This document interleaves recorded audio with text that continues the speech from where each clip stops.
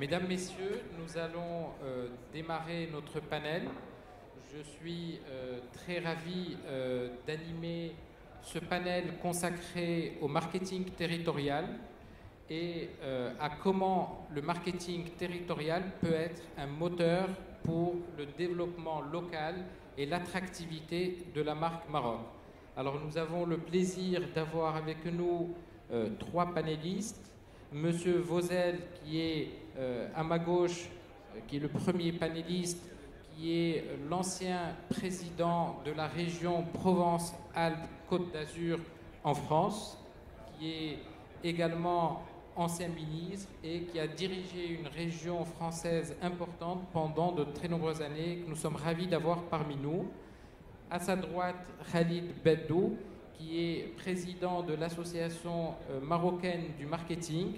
Nous avons également un troisième panéliste qui va nous rejoindre, qui est Monsieur Lajouji, qui est président de la société de développement de la zone de Zenata, à proximité de Casablanca. Alors, pour démarrer, nous allons essayer de comprendre, de définir ce qu'est le marketing territorial. Aujourd'hui, comme vous le savez, la marque, en tout cas l'image et l'attractivité d'un pays est devenue fondamentale à la fois en termes de perception à l'extérieur, mais également en termes de fédération au niveau, en tant que fédérateur au niveau national. Nous le voyons aujourd'hui, il suffit que la perception, en tout cas que la communication crée une image d'instabilité ou crée des craintes auprès des investisseurs internationaux et qu'un projet sur lequel entamé depuis un certain temps puisse être annulé dans une région. Nous voyons aujourd'hui également au niveau international une concurrence ou en tout cas, disons, un positionnement de plus en plus local et de plus en plus territorial dans le monde, parce qu'aujourd'hui, au-delà du positionnement national, les territoires, ça peut être un village, une ville, une région, aujourd'hui se positionnent, créent leur marque et travaillent sur le marketing territorial dans un monde de plus en plus globalisé, de plus en plus concurrentiel. Alors, j'ai posé les premières questions à Khalid Beddou. Khalid Beddou, comment vous définissez le marketing territorial? Bonjour, je remercie l'Institut Amadeus pour cette invitation et surtout pour le choix de cette thématique qui devient de plus en plus d'actualité. C'est un débat qui a été lancé au Maroc depuis un peu plus que 4 ans. Avec la contribution de différents opérateurs publics et privés, avec un objectif justement d'avoir une prise de conscience, d'augmenter la prise de conscience au niveau des politiques et au niveau aussi des opérateurs du secteur privé pour mettre en avant, pour mettre en valeur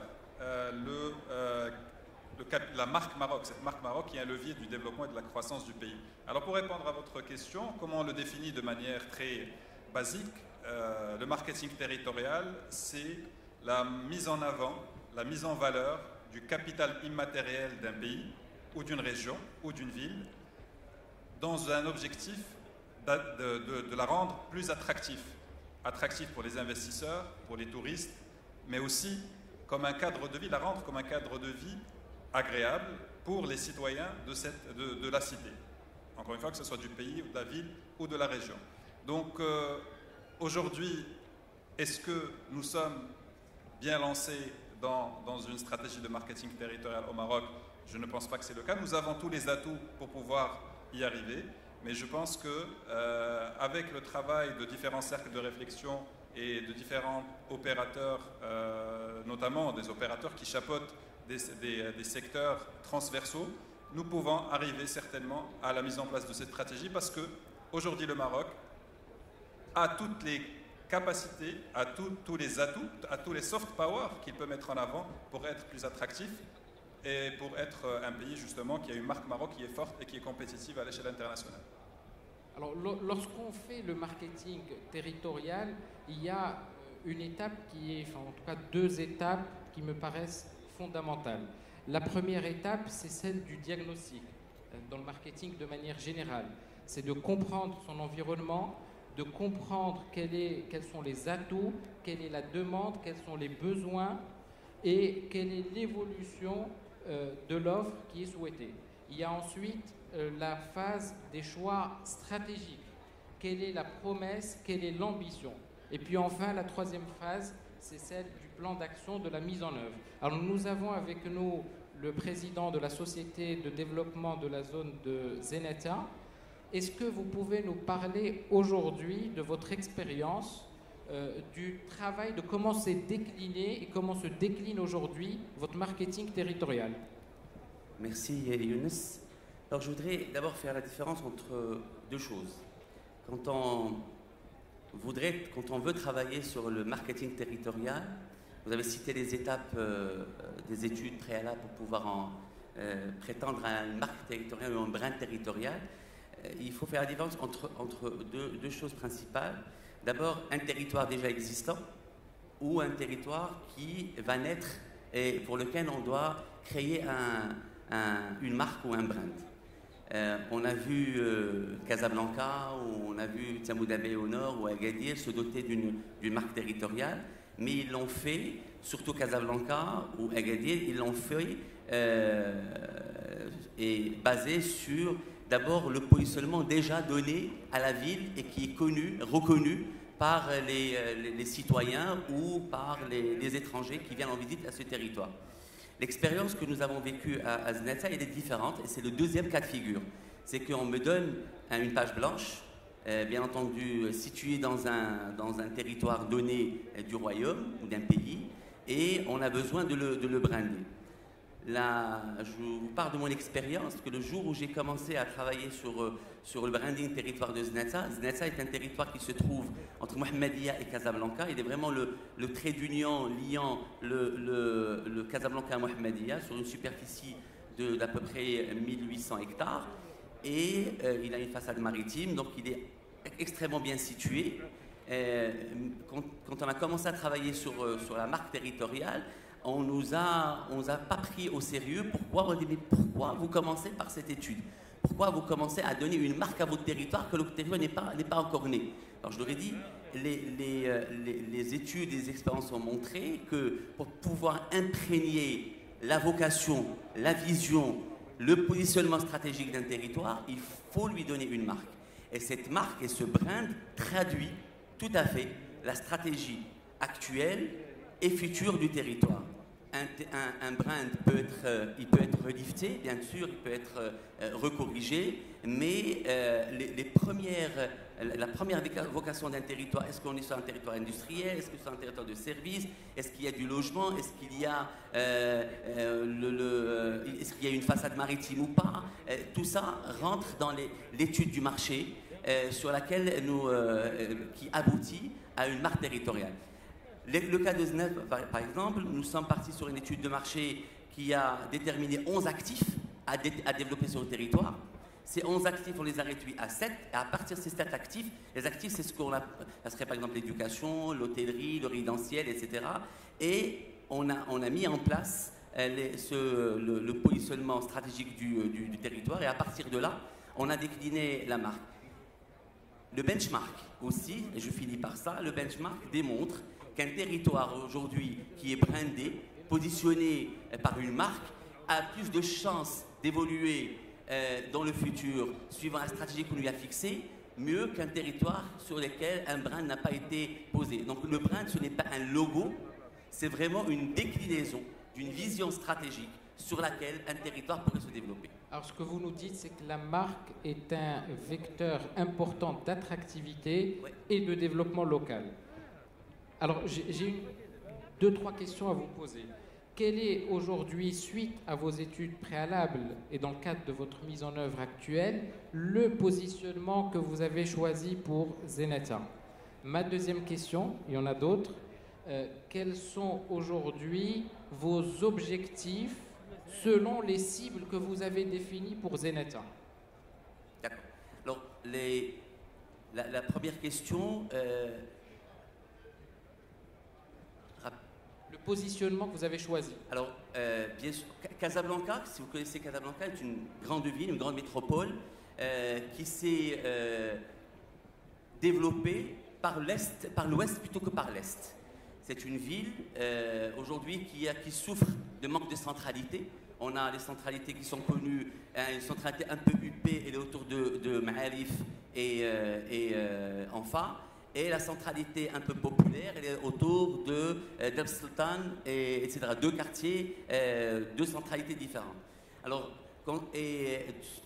suivant tous les plans d'urbanisme qui ont été développés au niveau de Casablanca depuis le début du XXe siècle, à travers Prost, Écochard et ensuite Pinceau, tous ces urbanistes qui ont développé la ville de Casablanca, ils ont développé la ville par l'ouest, et ils ont oublié l'est. Alors l'est, il démarre à partir de Roche-Noire, Ain Sba, El Barnosé, et ils ont été développés avec une urbanisation déstructurée, et on a eu beaucoup d'industries qui a attaqué cette région de Casablanca. Et donc la chance que nous avons avec le territoire de Zeneta, c'est qu'il a une superficie tellement importante, 2000 hectares, 1800 hectares, qui permet de renverser la tendance. Je m'explique. Donc la vocation de ce territoire, après de multiples études, serait de rééquilibrer l'est et l'ouest de Casablanca en créant une nouvelle centralité urbaine importante qui serait destinée à la classe émergente, parce que la genèse du projet de Zeneta vient d'abord, suite à une décision des hautes instances de l'État, c'est de créer une zone pour moyen standing, pour la classe moyenne, la classe émergente, qui souffre pour trouver un logement ou une chaussure à ses pieds au niveau de Casablanca. On a soit du haut standing, soit de l'habitat social subventionné par l'État, comme on le sait. Donc la vocation, donc rééquilibrage de l'Est et l'Ouest de Casablanca, ouvrir un territoire résidentiel pour la classe destinée à la classe émergente, bien sûr. Et troisième point au niveau de la vocation, c'est là où on introduit l'aspect économique.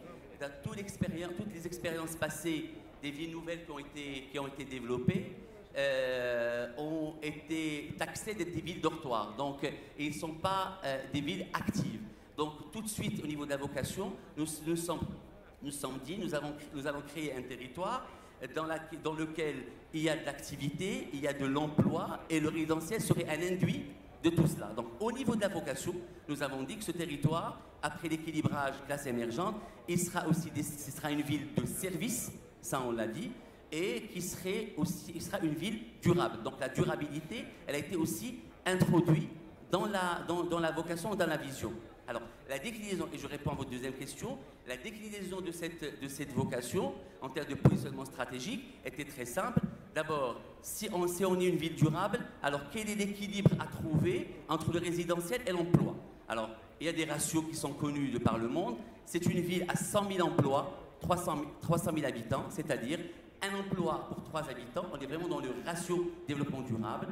Donc vous êtes sur un objectif de 300 000 habitants. Pour 100 000 emplois. Alors ces 100 000 emplois, il faut des traders, il faut des locomotives pour ces emplois. On a tout de suite imaginé 4 pôles importants au départ. Un pôle retail, d'ailleurs c'est le Ikea que vous voyez au niveau de Casablanca, c'est un Ikea qui est installé sur le territoire de Zeneta. C'est vraiment la locomotive du pôle retail, pôle commercial du projet.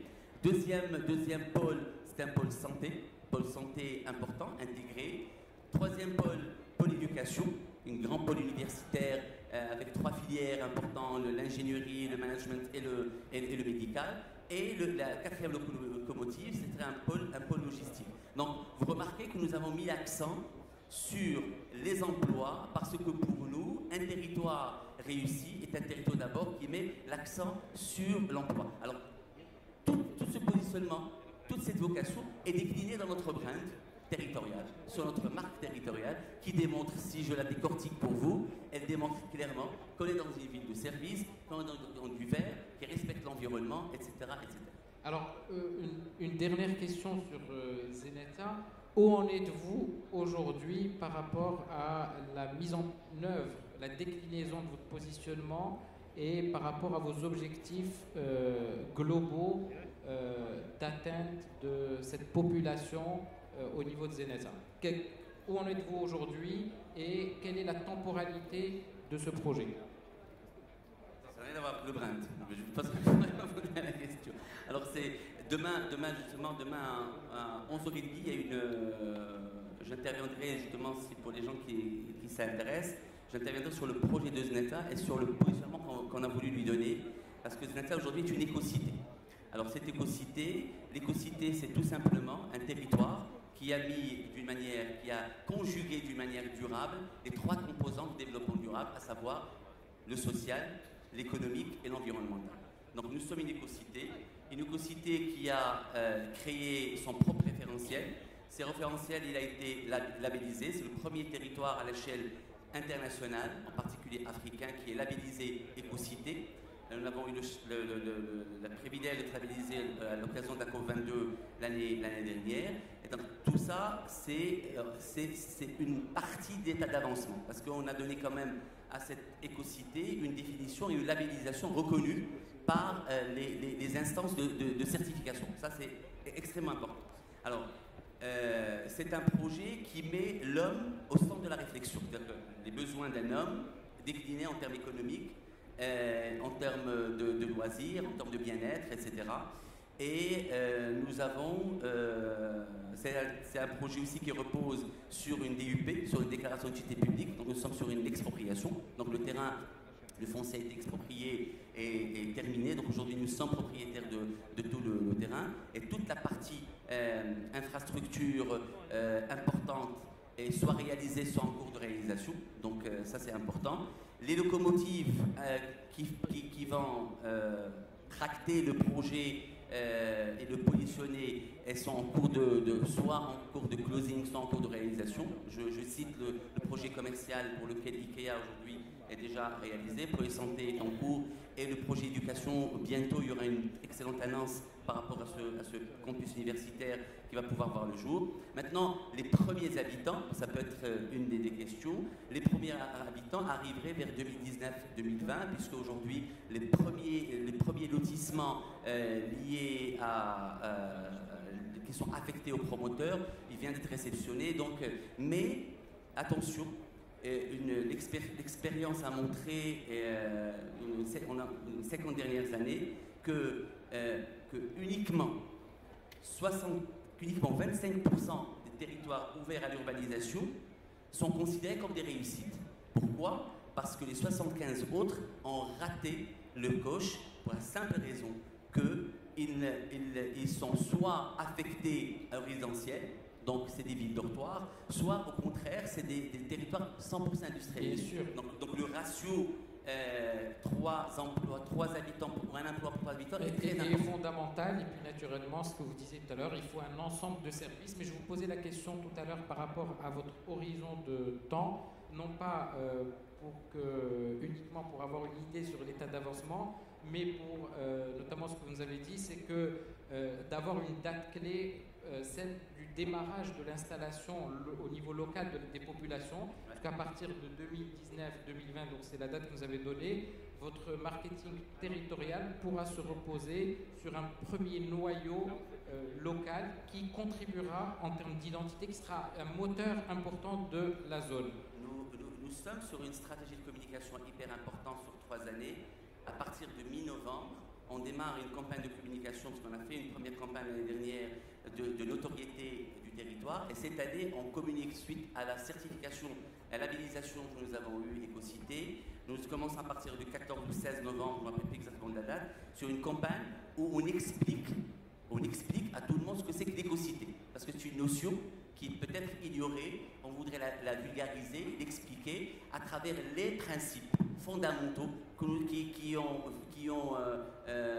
constitué notre référentiel. Alors, qui a été labellisé. Nous avons un panéliste qui nous parlera de sa vision de l'écocité. Alors, Monsieur Vauzel, pour ceux qui ne le connaissent pas, a été, comme je le disais tout à l'heure, ministre de la Justice en France.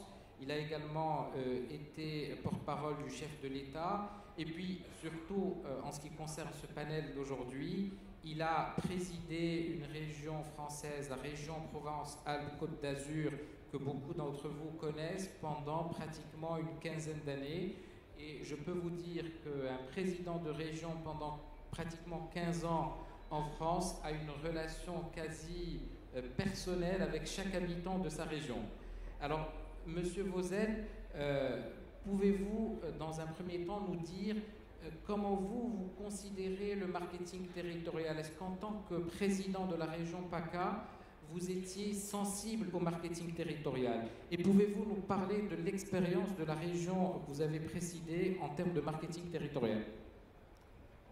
Je voudrais d'abord vous remercier Amadeus d'avoir eu la gentillesse de m'inviter. Et je ne peux pas ne pas commencer mon propos en étant heureux d'avoir participé déjà à des journées de travail où le Français que je suis voit une Afrique où le Maroc joue tout son rôle, il le prouve une nouvelle fois, il le prouvera encore, et une Afrique qui parle de développement sud-sud, une Afrique dont nous avons besoin, nous, Europe, pour rester nous-mêmes l'Europe. Fini le temps, bien sûr, où l'Europe avait cette relation qui est maintenant complètement et fort heureusement dépassée, mais nous avons besoin de l'Afrique pour rester ce que nous sommes, car entre la puissance des États-Unis, quel que soit leur président, et la puissance de la Chine, que l'on perçoit partout dans le monde, elle s'appelait elle-même l'Empire du Milieu, elle redevient aujourd'hui l'Empire du Milieu du monde, avec sa présence en Amérique latine, en Afrique, en Europe, en Asie, sa puissance propre, économique, militaire, etc. Donc nous avons, nous, Europe, besoin de peuples qui partagent un certain nombre de nos idéaux sur le plan de la culture, sur le plan des valeurs morales, et l'Afrique est absolument essentielle pour l'avenir même et la survie d'une Europe telle que nous pouvons, nous, démocrates et européens, la souhaiter. Donc parler de région n'est pas inutile dans ce cadre-là, puisque la région est devenue un élément essentiel dans un pays comme la France qui était très centralisé et où j'ai connu, quand j'étais jeune, il y a donc assez longtemps, un centralisme qui faisait qu'il n'y avait pas de région, il y avait Paris et la province. Depuis, les choses ont beaucoup changé et vous-même, vous avez, dans votre carrière, connu ce que sont devenues les grandes régions de France. Le problème de la marque dont vous parlez, ou alors il y a un problème de mots, mais quand on devient président d'une région ou responsable d'affaires régionales, la marque existe déjà. Et souvent, elle est caricaturale. Dans le cas de PACA, qui veut dire Provence-Alpes-Côte d'Azur, la première des choses à laquelle je me suis heurté quand j'ai été élu président il y a 18 ans de cette région, la première fois, c'est que quand j'allais à l'étranger et qu'on parlait de PACA, qu'est-ce que c'est PACA? PACA-Cola, PACA-Cumac. Il fallait d'abord préciser qu'il s'agissait de la Provence, qui parle à tout le monde, de la Côte d'Azur, qui parle à tout le monde, et non pas de je ne sais quel PACA dont personne ne connaît. J'ai même été un jour accueilli comme étant le président de Provence-Alpes-Côte d'Ivoire, donc ça a créé un problème diplomatique qu'on a réglé assez rapidement. Je plaisante, bien évidemment. Mais c'est très important. Quand on prend en main les responsabilités qui sont celles d'un président, la marque existe déjà et souvent une caricature.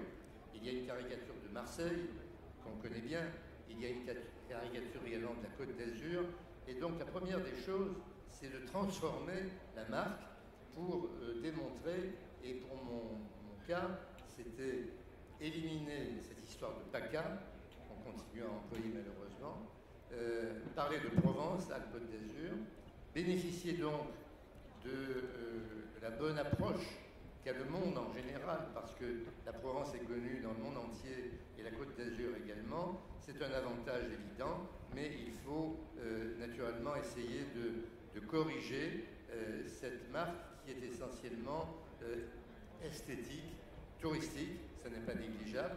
Et mon premier souci a été de démontrer que d'abord, il ne peut pas y avoir une mondialisation qui se fait à partir de grandes villes et non plus une Europe qui aménagerait son territoire à partir de grandes métropoles. Il n'y a pas de grande métropole sans une grande région alentour.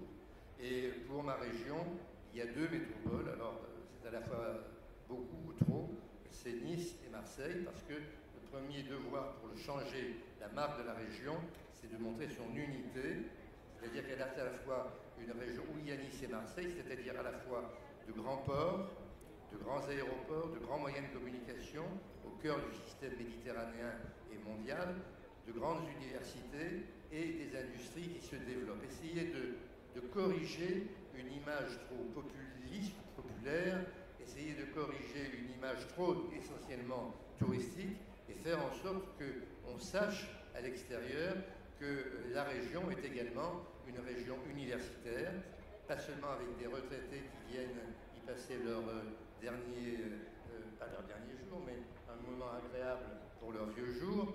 Il y a beaucoup de jeunes. Nous avons la plus grande université francophone du monde, avec Aix-Marseille Université, et puis nous avons des villes nouvelles construites autour des nouvelles technologies, comme Sophia Antipolis, près de Nice, ou bien tout ce qui se passe dans la région d'Aix.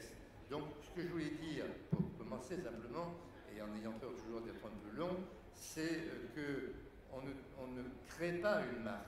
On trouve déjà une marque qui est trop souvent une caricature, et mon problème personnel a été de corriger une caricature de la région Provence-Alpes-Côte d'Azur et de rappeler par les déplacements que j'ai faits, par les conférences que nous avons organisées, eh bien, oui, Provence-Alpes-Côte d'Azur, c'est autre chose, c'est le tourisme, mais c'est tout autre chose, c'est l'université, c'est les laboratoires de recherche et ce sont les start-up. Et je terminerai ce premier propos, si moi je reprends la parole, c'est pour dire que Tanger est évidemment une ville qui est chère à mon cœur parce que dès que j'ai été élu président de région, avec l'accord des gouvernements, qu'ils soient de droite ou de gauche, j'ai voulu développer une diplomatie, je m'excuse pour ceux que ça peut choquer, une diplomatie régionale. C'est-à-dire qu'en tant que président de région, entouré d'industriels ou entouré d'élus politiques de diverses sensibilités, j'ai veillé à ce que dans chaque pays de la Méditerranée, nous ayons une région sœur, une région avec laquelle nous passions des accords.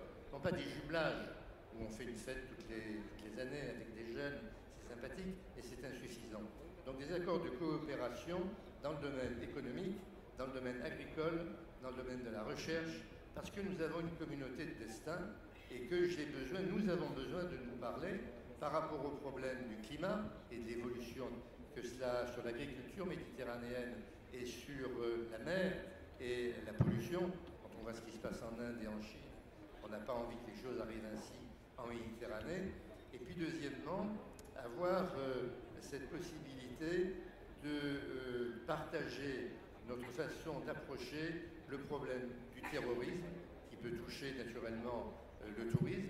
Pensez à ce qui s'est passé à Nice, mais vous aussi vous en avez souffert et d'autres pays de la Méditerranée. Et puis le problème des migrants, où j'ai eu honte en tant que président de la Provence et en tant que Français de voir l'Europe laisser la Sicile se débrouiller, la région Sicile se débrouiller toute seule, région pauvre accueillant des milliers de migrants ou de morts ou de cadavres sans que eh bien, la France déjà ne fasse un effort.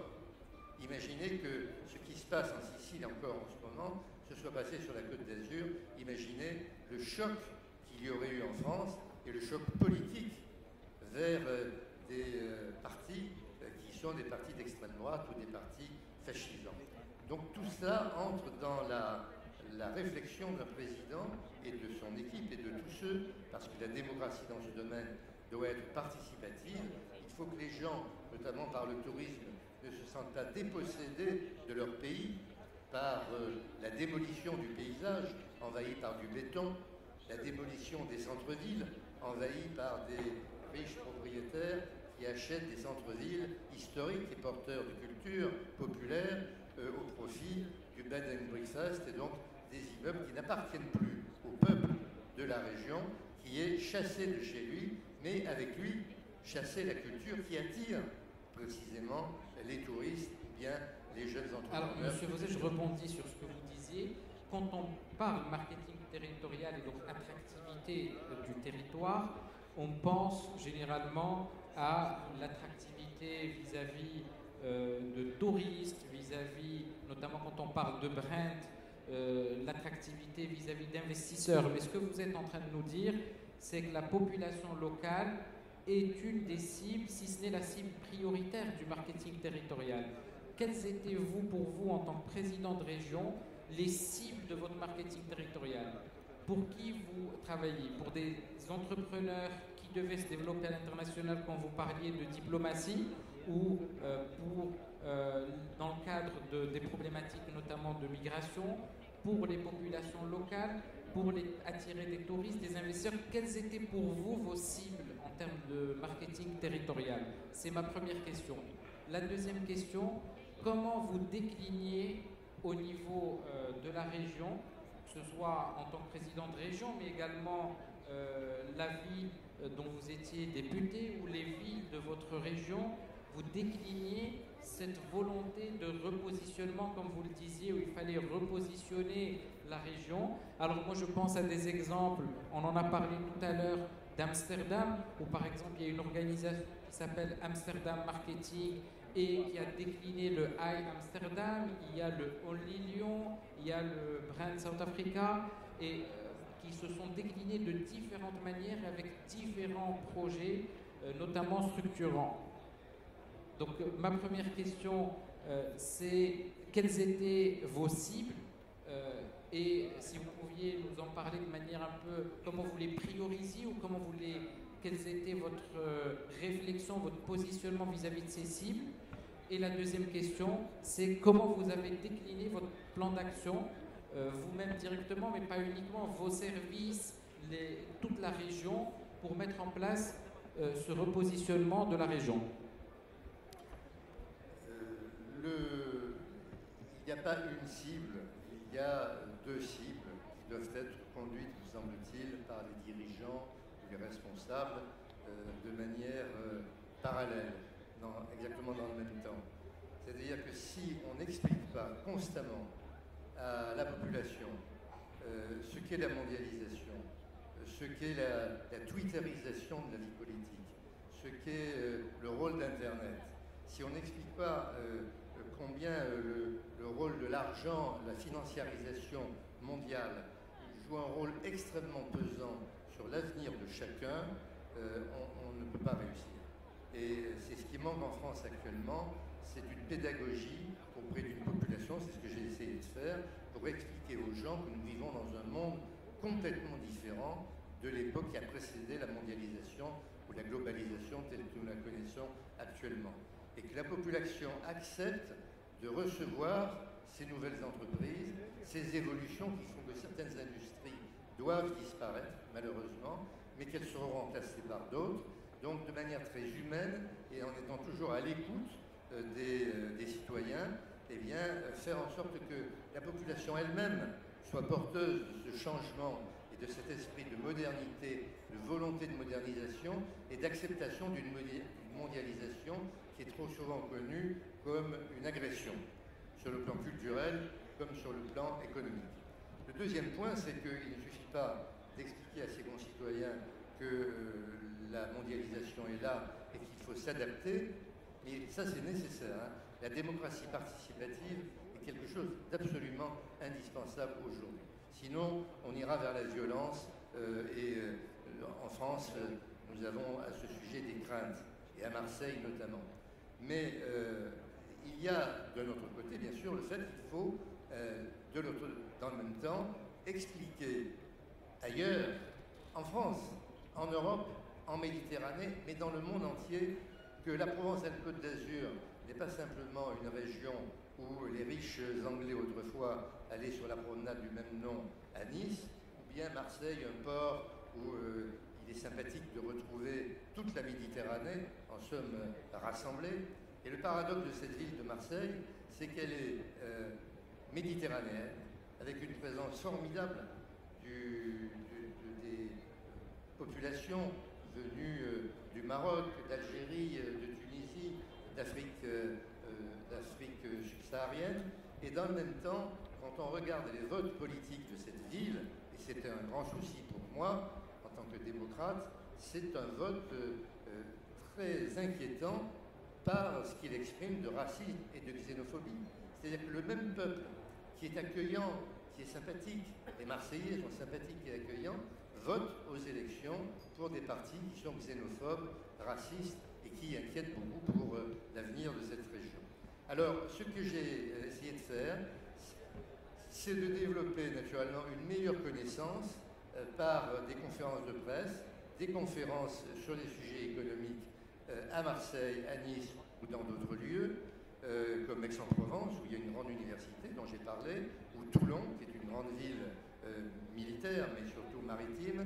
Et puis, nous avons aussi, outre la Côte d'Azur et Marseille et la Provence, les Alpes, et des Alpes du Sud, où il y a du soleil, à la différence des Alpes du Nord. J'espère que je ne choque personne en disant cela, mais le fait est que nos Alpes du Sud sont plus ensoleillées et attirent davantage de touristes que les Alpes du Nord. Mais il faut expliquer dans le monde entier, c'est ce que j'ai fait par cette diplomatie régionale, en accord bien sûr avec l'autorité nationale. C'est toujours les ambassadeurs et le Quai d'Orsay et le chef de l'État lui-même qui soutenaient cette diplomatie de la région, qui a fait que nous avons eu des réunions régulières avec les présidents de régions méditerranéennes, avec également d'autres régions de par le monde, en Amérique latine, avec lesquelles nous avons une proximité culturelle, ou avec des provinces chinoises, même si la région Provence-Alpes-Côte d'Azur n'a que 5 millions d'habitants par rapport à une région partenaire comme celle de Canton, qui doit avoir 50 ou 100 millions d'habitants, je ne sais plus. Mais il ne faut pas être timide dans ce cas, parce qu'il y a à Canton, comme à Marseille, Aix, besoin d'un échange sur les développements technologiques et sur les problèmes que pose la formation de la jeunesse, qui ne soit pas réservée simplement à une élite qui s'auto-proclame ou qui s'auto-construit ou reconstruit, mais à l'ensemble d'une jeunesse. Et c'est là où je pense que le marketing est très important pour nous, enfin dans cette région. Je passe à votre deuxième question apparemment. C'est qu'il faut que Provence-Alpes-Côte d'Azur, je me suis efforcé pendant 18 ans à ce qu'elle ait cette image d'un pays de jeunes cadres, de jeunes qui quittent Paris parce que la vie à Paris est devenue très chère et un peu difficile à supporter, mais qu'on peut vivre bien avec sa famille en Provence, pas forcément à Marseille, mais dans les environs de Marseille, dans les Alpilles, dans la région d'Aix-en-Provence ou dans la région de Nice. Et on peut avoir là un travail rémunérateur en même temps qu'une vie agréable, une famille agréable. Alors ce que je retiens dans ce que vous venez de dire, c'est que l'une de vos promesses était que pour les jeunes familles, il y a un cadre de vie agréable dans la région et que vous cibliez en particulier les habitants, les Parisiens. Et ça, c'est quelque chose de très important parce qu'on ne s'en rend pas compte, encore une fois, quand on parle de marketing territorial, on pense souvent, quand on parle d'attractivité vis-à-vis de l'extérieur, mais de l'extra-national, entre guillemets. Et donc, prenons l'exemple de la marque Lyon, Only Lyon pour ceux qui la connaissent, parce que c'est l'une des marques aujourd'hui, en tout cas l'une des organisations les plus reconnues au niveau international comme ayant réussi à faire un travail de marketing territorial de qualité.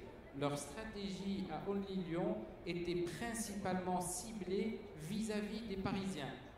Et donc tout ça pour dire qu'au niveau marocain, on peut imaginer demain un marketing territorial qui soit destiné, et notamment c'est le cas de Zneta, mais on peut imaginer demain d'autres villes beaucoup plus lointaines du grand axe urbain de Casablanca, par exemple une ville comme Agadir, qui est un marketing territorial destiné aux Casablancais pour attirer, comme ce qu'a connu le Maroc par le passé, un transfert démographique de population industrielle, économique, intellectuelle, d'un grand pôle central vers la décentralisation et vers ces nouveaux pôles dynamiques comme l'est la ville de Tanger aujourd'hui. J'ai donné l'exemple d'Agadir, j'aurais pu donner en premier l'exemple de Tanger. Khalid Beddo, j'ai une question à vous poser. Vous avez dit tout à l'heure qu'au Maroc, vous en tant qu'association du marketing, vous considériez que nous étions aux prémices du marketing territorial. Alors, on a vu ici et là des expériences de marketing territorial. Il y a Zneta qui Alors ça, c'est un peu commun hein. Dans les pays développés. Nous sommes un pays en émergence où on a une zone de 1800 hectares. C'est une ville qui se crée. Donc on part naturellement d'une page blanche, mais nous avons d'autres villes qui font d'autres centralités qui sont en train de se créer sur ce même modèle. Nous avons la zone du Bourg grec à Rabat, nous avons Marchikamed à Nador, il y a Casablanca qui a travaillé sur son marketing territorial. Alors j'ai deux questions. La première question, c'est comment analysez-vous ce marketing territorial? Est-il convaincant? Ne l'est-il pas? Pour quelles raisons? La deuxième question, quels sont les facteurs clés de succès pour un bon marketing territorial? Alors, pour répondre à votre première question, aujourd'hui, et je le reconfirme, nous sommes encore, que ce soit au niveau de la marque Maroc ou au niveau des marques régionales, nous sommes encore au niveau de prémices de réflexion. Même si à un certain niveau, certaines villes ont mis en place des stratégies de marketing territorial, vous avez cité Casablanca et Agadir, je parle bien sûr des cités établies plutôt que des cités qui sont en émergence. Mais en tout cas, je considère que ce ne sont pas encore des stratégies de marketing territorial dans le vrai sens du terme. Il s'agit plutôt de stratégies de branding, de création d'identité visuelle, de création de cohérence aussi dans les outils de communication qui sont établis, mais nous ne sommes pas encore arrivés à la création d'une stratégie de marketing territorial dans le vrai sens du terme. Concrètement, pourquoi vous avez cette analyse? Alors justement, parce que tout d'abord, et je fais le lien avec la deuxième question, quels sont les facteurs clés de la réussite d'une stratégie de marketing territorial? Premièrement, il faut qu'il y ait une prise de conscience. Une prise de conscience au niveau des preneurs de décision, au niveau des politiques, des élus, des présidents de région, sur l'importance justement de s'engager sur une stratégie de marketing territorial telle qu'elle est définie de manière scientifique. Ce n'est pas juste la création d'un logo ou la création d'une identité visuelle, mais plutôt d'une stratégie qui regroupe tout le capital immatériel de la ville en fonction de leurs différences, parce que nos villes, elles ne sont pas toutes les mêmes, chaque ville a ses spécificités, chaque région a ses spécificités. Et aujourd'hui, avec le système de régionalisation avancé dans lequel le Maroc est en train de s'impliquer, les villes vont commencer à devenir concurrentes. Je me permets de vous interrompre. Nous pouvons quand même partir du principe que les élus casablancais et les autorités de la ville de Casablanca ont cette conscience, sinon il n'y aurait pas eu un budget et un travail mis en œuvre. On est tout à fait d'accord. Partons en considération que ce premier facteur clé de succès est réalisé. Tout à fait. Le premier facteur est réalisé. Ensuite, il y a l'implication des citoyens. Il faut que les citoyens contribuent il faut qu'ils s'approprient la marque territoriale qui est la leur, qui émerge de leur environnement. Il faut que l'engagement de la société civile, des universités, des citoyens aussi, des représentants des citoyens, des associations de quartier, etc., soient impliqués dans la réflexion pour toute mise en place d'une stratégie de marketing territorial. Parce que si la marque, si l'aboutissement de la stratégie est en décalage avec ce que vivent les citoyens tous les jours, ces citoyens-là seront les premiers à repousser, à rejeter cette image. Et malheureusement, dans le cas de Casablanca, il y a eu quelques éléments de succès, mais il y a aussi beaucoup de réserves que les citoyens de la ville ont émis par rapport à cette ville. Alors, ce que vous êtes en train de dire, c'est que le marketing territorial, au-delà de donner une image, il faut que cette image soit la plus réelle possible. Si elle est totalement en décalage, il n'y a pas une reconnaissance et les habitants qui sont les premiers ambassadeurs deviennent des détracteurs, je ne dirais pas des ennemis, mais au moins ils ne s'approprieront pas cette marque territoriale et du coup ils ne contribueront pas à faire sa promotion. Et aujourd'hui, chaque citoyen, c'est en soi un média à travers les réseaux sociaux, à travers la communication virtuelle, et donc chaque citoyen peut être un ambassadeur positif ou négatif de sa marque territoriale. Donc ça, c'est le deuxième, c'est l'implication du secteur du citoyen, des associations. Troisième élément de facteur de succès, c'est l'implication du secteur privé. Parce que qui va profiter en premier lieu de l'attractivité territoriale d'une ville, d'une région ou d'un pays? C'est surtout le secteur privé. Parce que il y aura plus de touristes, donc il y aura plus de rotation au niveau des hôtels, il y aura plus au niveau des restaurants, il y aura aussi plus d'investissements qui viennent à la ville, et donc il y aura plus d'opportunités pour faire du business. Et le secteur privé doit être une partie prenante dans la mise en place de toute stratégie de marketing territorial, parce que il va gagner quelque chose, comme on dit, at the end of the day, c'est lui qui est le gagnant. L'État va gagner, les élus vont gagner, la région va gagner, mais c'est surtout le secteur privé qui va avoir un retour sur investissement. Quatrième élément aussi, c'est la mise en place des moyens, c'est la mise à disposition des moyens humains et financiers pour réussir ces stratégies. Très souvent, ce n'est pas la ligne budgétaire qui attire le maximum de budget. C'est la partie marketing territorial, ça reste très souvent, et c'était le cas d'ailleurs de Casablanca, c'était un peu, je dirais pas un accessoire, mais en tout cas c'était quelque chose qu'on va lancer, qu'on va voir ce que ça va donner. Et donc même au niveau, pour revenir à la prise de conscience, même au niveau des politiques, des élus locaux, il n'y avait pas encore une considération de l'importance de la valeur ajoutée de ces stratégies, et du coup on s'est retrouvé avec des moyens assez réduits pour mettre en place une stratégie qui est censée être une stratégie d'envergure. Et puis dernier élément, vous l'avez mentionné tout à l'heure, c'est éviter d'avoir un décalage entre la réalité et la marque territoriale. Et ça, c'est très important, surtout pour un pays qui est aujourd'hui en train de se positionner comme un hub pour l'Afrique, qui est en train de se préparer pour accueillir, au moins pour être candidat pour la Coupe du Monde, qui accueille plusieurs événements d'envergure internationale, que ce soit au niveau de ville ou au niveau du pays, de la marque Maroc. Aujourd'hui, il ne faut pas qu'il y ait ce décalage entre l'image que nous souhaitons mettre en avant et la réalité que le touriste ou même le citoyen va vivre. Parce que quand on parle de stratégie marketing, on parle en fin de compte d'un client, et le client c'est le citoyen. Et ce citoyen, ou ce citoyen/client doit être satisfait dans les services qui lui sont rendus par la ville, dans l'infrastructure que la ville lui rend, et c'est comme ça qu'il peut justement s'approprier cette image et contribuer à la développer. Alors je pense que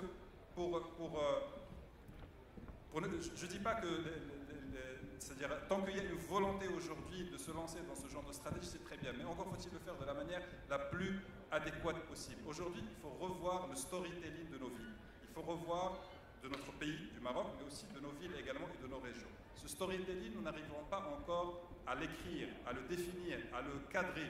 Nous n'arrivons pas encore à avoir ce fil conducteur dans toutes les stratégies, parce qu'on ne parle pas uniquement de tourisme ou de l'investissement, mais on parle aussi de toutes les stratégies de développement d'une ville, que ce soit au niveau de l'infrastructure, que ce soit au niveau des routes, de la création des universités, des hôpitaux, etc. Dans quel sens on veut aller? Le marketing territorial s'imbrique dans toutes les stratégies de développement. Ce qu'on appelle chez nous au Maroc les PDR, les plans de développement régionaux. La composante marketing doit faire partie de cette réflexion, et il faudra que ce soit fait, bien sûr, avec des experts, mais aussi avec la contribution de tous ceux qui vont porter cette image à l'échelle locale et à l'échelle nationale. Alors, pour conclure, j'ai une dernière question donc, qui va être posée à la fois pour l'ancien président de la région Provence-Alpes-Côte d'Azur et le président de la société de développement de Zeneta. Aujourd'hui, si vous avez des recommandations à donner ou des attentes, notamment pour un projet qui est en cours, celui de Zeneta, quelles sont ces recommandations, ces attentes de manière générale sur le marketing territorial, sur la gouvernance, les parties prenantes, que ce soit au niveau local ou au niveau national, ayant un impact pour vous au niveau local? Merci. Je voudrais être le plus bref possible, mais cependant, répondre à votre question d'une manière particulière, puisque je ne reprendrai pas la parole. Vous disiez tout à l'heure contre qui, pour affirmer la marque de la région, contre qui il y a un adversaire qui est ceux qui ne nous connaissent pas, ceux qui ne connaissent pas notre réalité. Et il a fallu, pour moi, pendant 18 ans, me battre d'abord contre Paris. Parce que Paris ne reconnaissait pas, et a toujours de la difficulté à reconnaître, que Marseille représente un atout formidable par la popularité, au sens négatif ou positif du terme, qu'a cette ville dans l'espace africain et méditerranéen. Et Paris n'utilise pas assez Marseille. Moi, j'ai essayé en construisant un bâtiment qui s'appelle la Villa Méditerranée, qui n'a pas du tout été comprise pour des raisons politiciennes par les autorités locales. Et donc, il y a là aussi ce problème. C'est l'entente entre la région, la ville, etc. C'est un problème singulier en France et en Provence, je vous assure, qu'il n'est pas triste. En ce qui concerne Paris, c'était très important. En ce qui concerne Barcelone, qui était notre autre point, Barcelone se présentait comme la capitale de la Méditerranée ou de l'Euro-Méditerranée. Et on voit bien que l'Union pour la Méditerranée a été un échec. Je ne parle pas de la situation de la Catalogne actuellement, ce sont de toute autre raison. Et donc, il faut que Marseille soit une capitale reconnue de la France en Méditerranée, non pas la capitale de la Méditerranée. Pourquoi serions-nous les capitales? Mais une capitale reconnue, et elle ne l'est pas suffisamment. Et c'est pour ça que le partenariat, je terminerai là-dessus, avec Tanger a été pour moi formidable, parce que j'ai eu la première signature que j'ai voulu, c'est avec Tanger, que je connaissais, parce que depuis tout enfant, j'aime cette ville et j'y suis venu avec mes parents. Donc maintenant, j'y viens tout seul comme un grand et très souvent. Et j'ai bien travaillé avec Tanger dans tous les domaines, culture, tourisme, échange industriel, etc. Et je dirais cette diplomatie participative que font les régions. Alors, de par votre par exemple, connaissance... non mais je tiens à insister là-dessus. Un des grands succès, ça a été que lorsque j'ai obtenu du président de la République de l'époque, M. Hollande, qu'il y ait, avant la COP 21, une MEDCOP à Marseille, avec tous les pays de la Méditerranée qui étaient là, Tanger et le Maroc ont demandé qu'il y ait une suite et une MEDCOP qui s'est tenue ensuite à Tanger. C'est la preuve de cette très étroite liaison et puis l'admiration que je porte et le fait que je suis un peu démoralisé quand je vois se développer les ports de Tanger avec la première visite que j'ai faite où le jeune directeur m'a dit entre le détroit de Malacca et le canal de Panama, il y a Tanger. Évidemment, Marseille est un peu à l'écart de la ligne, mais on voit à quel niveau de réflexion se posent les dirigeants marocains ou les jeunes, en l'occurrence dirigeants marocains que je rencontrais. Tanger, oui, est à mi-chemin entre le détroit de Malacca et le canal de Panama. Mais Marseille, alors. Et c'est là où ce partenariat est très important et où la marque Marseille doit être mieux connue au Maroc pour jouer le rôle que le Maroc lui-même joue dans cette verticale entre l'Europe et l'Afrique subsaharienne. On a parlé de 5+5 et d'une réussite relative du processus 5+5. Moi, dans un rapport au président de la République, j'ai demandé qu'on parle d'un 5+5+5 avec l'Afrique subsaharienne, où le Maroc joue maintenant un rôle formidable. La coopération et le transfert de savoir-faire sont très importants. Avant, pour que vous puissiez conclure, dites-nous si, étant donné, vu votre connaissance de Tanger, quel conseil vous donneriez pour la ville de Tanger, pour la réussite de la ville du positionnement de la ville de Tanger? Alors, premier point, il faut qu'un Français ne donne aucun conseil, parce que nous sommes des donneurs de conseils, nous avons été des donneurs de leçons, nous sommes le pays des droits de l'homme, nous sommes les meilleurs, les plus intelligents, les intellectuels, et j'ai passé ma vie politique à expliquer le contraire pour essayer d'égayer un peu les gens auxquels je m'adressais et qui en avaient assez de cette image de donneur de leçons d'une France et aujourd'hui d'une Europe qui n'ont pas le droit de donner de leçons quand on voit ce qui se passe en Méditerranée avec les migrants et qu'on on irait demander leur papier à quelqu'un qui est en train de se noyer. Où est l'image morale de l'Europe dans cela? Où est l'image morale de la France? Donc, moi, je n'ai pas de conseils à donner à Tanger. Je pense que Tanger a besoin de donner des conseils à Marseille et à Nice, et que c'est dans cette poursuite de notre collaboration que la France restera avec modestie, enfin la modestie de la France, eh bien, en relation avec un Maroc qui joue un rôle formidable, je l'ai déjà dit, et qui nous permet également d'avoir ce lien avec une Afrique dont j'ai rencontré depuis hier des représentants. Donc, pas de conseil à Tanger, mais gardons ce contact. Et vous, Tangérois, donnez-nous le conseil pour développer Marseille et pour faire en sorte que notre région ne soit pas écrasée par le tourisme de millions de touristes qui vont venir de la classe moyenne chinoise notamment, et qu'on ne va pas savoir bien accueillir sans détruire nos paysages, nos centres-villes et ce qui fait notre culture provençale et française. Alors on retiendra que votre conseil, c'est de protéger l'identité locale et le patrimoine local. J'ai entendu passionnément tout ce qui a été dit par les amis panélistes à propos de la marque, des positionnements et des facteurs clés de succès d'un marketing territorial. Alors, bien sûr, avant de s'attaquer à notre travail sur le projet de Zenesa et la marque qu'on lui a donnée, nous avons longuement réfléchi et longuement benchmarké, et parce qu'il fallait il fallait défendre l'approche, ne serait-ce que auprès de notre conseil d'administration, un territoire qui n'existe pas encore, et vous voulez mettre en place un brand. Je m'excuse, ce que je n'ai pas dit, c'est qu'au-delà de diriger la société de développement de Zenesa et 1800 hectares, c'est Mohamedia intramuros, hein, c'est énorme. C'est extraordinaire. C'est 4 fois et demi Riyad pour les gens qui connaissent Riyad, qui fait 400 hectares. C'est quand même l'échelle ici est très importante à mentionner. Hein, c'est important. Et vous êtes également administrateur de d'autres sociétés qui développent également des projets, des territoires similaires. Et justement, votre question est très intéressante. J'ai parlé au départ d'un brin à mettre en place sur un territoire existant ou sur un territoire qui doit naître. Et en parlant de mon expérience sur d'autres projets, particulièrement celui de Oda, pour lequel je suis administrateur, il était inconcevable de construire. Alors pour ceux qui ne connaissent pas, l'ODA, c'est l'agence d'urbanisation et de développement d'Anfa. C'est l'ancien aéroport, oui, c'est l'ancien aéroport de Casa-Anfa à Casablanca, là où il y a le siège de la Royal Air Maroc. C'est un territoire qui fait à peu près 350-400 hectares, qui développe plutôt de l'offre résidentielle, et Casa Finance City, elle est positionnée au niveau de Casa-Anfa. On peut dire que c'est la dernière centralité urbaine de cette taille-là à Casablanca. Au cœur de Casablanca intramuros, tout à fait. Et donc,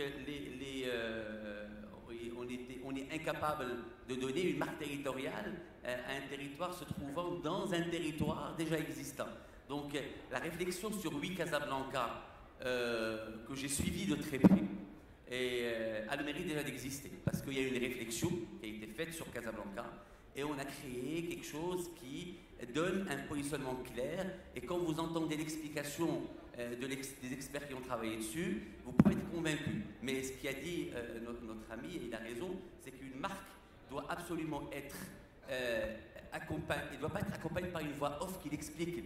Il faut qu'elle soit une marque. Dès qu'on la voit, on dit, elle positionne Casablanca. Pour ne citer que Casablanca, on lit Lyon, les deux marques que je connais très bien.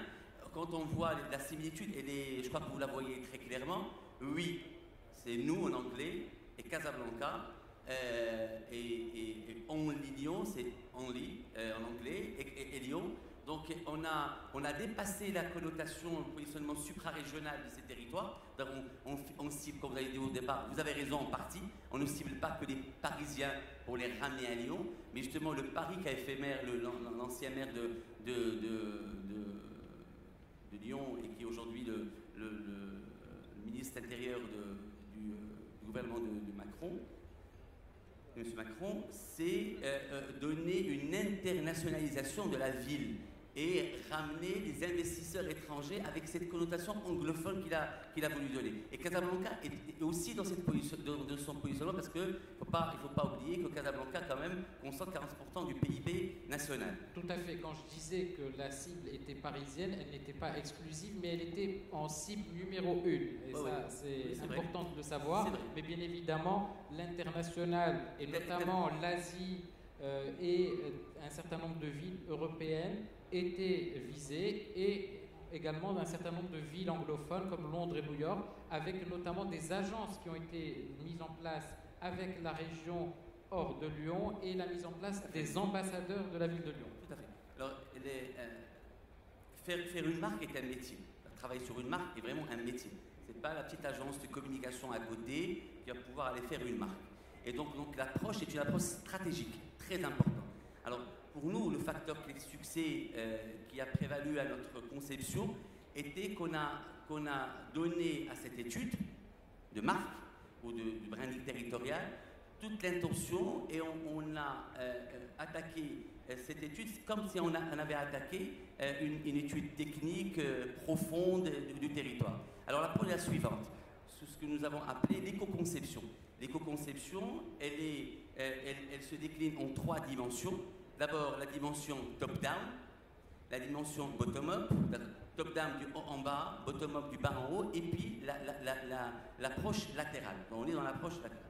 Alors, top-down, c'est très simple. On n'est pas dans un no man's land, on est dans un pays qui se trouve dans un continent, qui d'une manière globale se trouve dans le monde, parce qu'on est dans la globalisation. Donc ce pays-là, il a des stratégies. On sait très bien la stratégie du Maroc par rapport à l'Afrique, on sait très bien la coopération Maroc-Union européenne avancée que nous avons. Donc toutes ces stratégies de l'État sont déclinées, multisectorielles, sont déclinées dans des stratégies multisectorielles que le territoire de Znaza devait en tenir compte pour pouvoir décliner sa propre stratégie. Donc, quand j'ai parlé de 7 actifs tout à l'heure parmi 11, ces 7 actifs ont été étudiés par rapport à cette approche top-down et la politique de l'État et la réglementation et les lois et les législations. Donc ça, c'est hyper important de le faire et ça intègre également le brand. Alors l'approche, je laisse l'approche bottom-up en dernier parce qu'elle est la plus intéressante.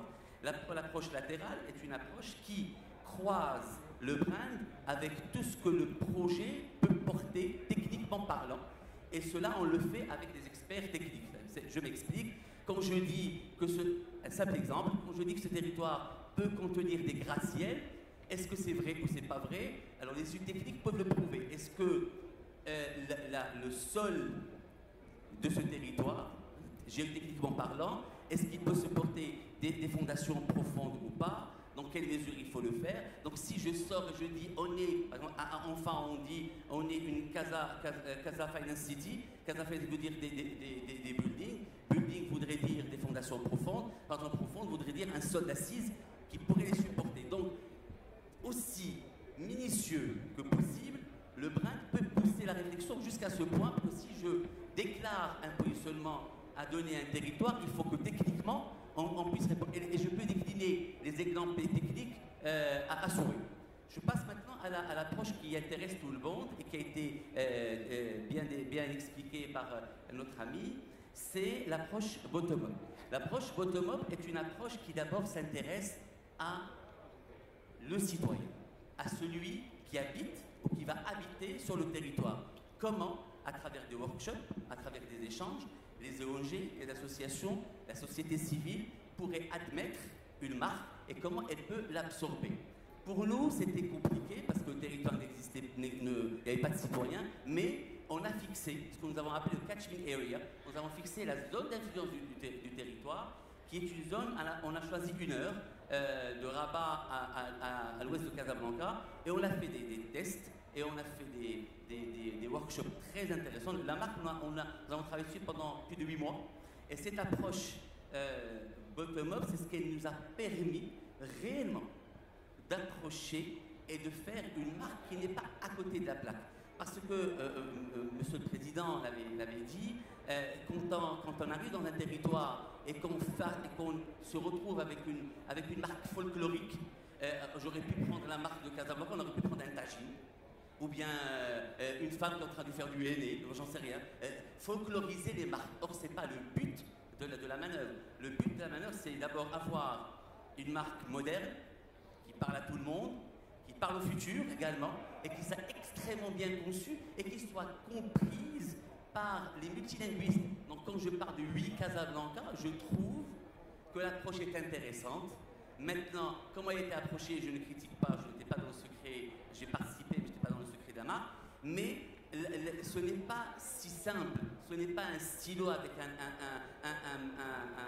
un dessinateur qui fait un logo. C'est toute la déclinaison qui est derrière.